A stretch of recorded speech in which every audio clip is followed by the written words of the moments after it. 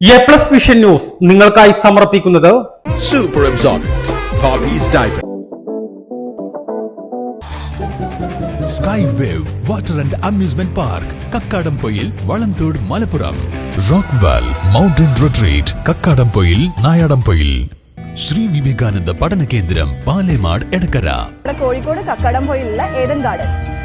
PV. Anvar MLA. സ്ഥാനം രാജിവെച്ചപ്പോൾ ഉണ്ടായ രാഷ്ട്രീയ സാഹചര്യം വിവരിക്കാതിരുന്നത് ശരിയല്ലെന്ന് എൻ.സി.പി.എസ് സംസ്ഥാന working president advocate P M. Suresh Babu നിലമ്പൂരിൽ എൻ.സി.പി.എസ് കൺവെൻഷനിൽ പങ്കെടുത്ത ശേഷം മാധ്യമപ്രവർത്തകരോട് സംസാരിക്കുകയായിരുന്നു അദ്ദേഹം.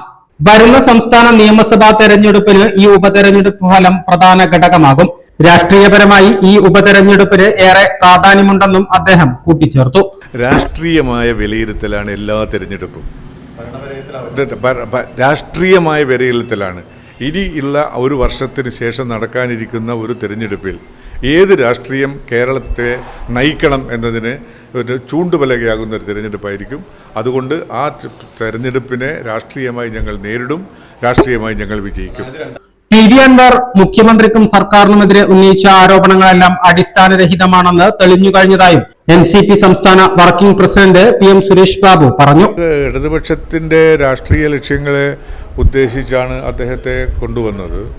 അദ്ദേഹത്തിന്റെ പ്രവർത്തനങ്ങളെക്കുറിച്ച് ഞങ്ങൾക്ക് അഭിപ്രായ വ്യത്യാസങ്ങളൊന്നും അന്നും ഇന്നും ഉണ്ടായിരുന്നില്ലല്ലോ.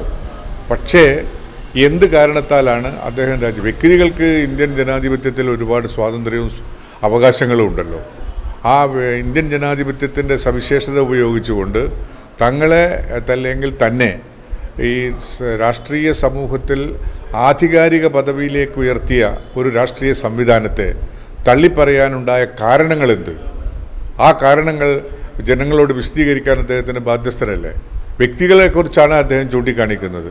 വ്യക്തികളെ ചൂണ്ടിക്കാണിച്ചുകൊണ്ടുള്ള പ്രവർത്തനത്തെ പരിഹരിക്കാനും അതിന് അവസരങ്ങൾ ഉണ്ടാക്കാനും അദ്ദേഹത്തിന് കഴിയുമായിരുന്നു. അതല്ലാതെ ഒരു രാഷ്ട്രീയ കാരണങ്ങളുമില്ല. ഇടതുപക്ഷ ജനാധിപത്യ മുന്നണിയുടെ നയത്തെക്കുറിച്ച് അദ്ദേഹത്തിന് അഭിപ്രായ വ്യത്യാസമില്ല.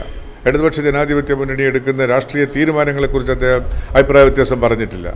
അദ്ദേഹം ഏതെങ്കിലും തരത്തിലുള്ള ഭരണപരമായ വീഴ്ചകളൊക്കെ ചൂണ്ടിക്കാണിച്ച് അത് വീഴ്ചയാണോ അല്ലയോ എന്നുള്ളത് ചർച്ച ചെയ്ത് പരിഹരിക്കേണ്ടുന്നതിന് പകരം അതിന് എടുത്തു ചാടി ചെയ്തു വെച്ചിട്ടുള്ള ഒരു രാഷ്ട്രീയ നിലപാട് ജനങ്ങളോട് ഇടതുപക്ഷ ജനാധിപത്യ മുന്നണി കൊടുത്തിട്ടുള്ള വാക്കിന് വിരുദ്ധമായി അദ്ദേഹം പ്രവർത്തിച്ചതിൻ്റെ പേരിൽ ഇടതുപക്ഷ ജനാധിപത്യ മുന്നണി ഇക്കാര്യത്തിൽ ജനങ്ങളോട് തന്നെ പറഞ്ഞുകൊണ്ട് ഇതിൻ്റെ ഒരു പരിഹാരം കാണാനുള്ള ശ്രമമാണ് തെരഞ്ഞെടുപ്പ്.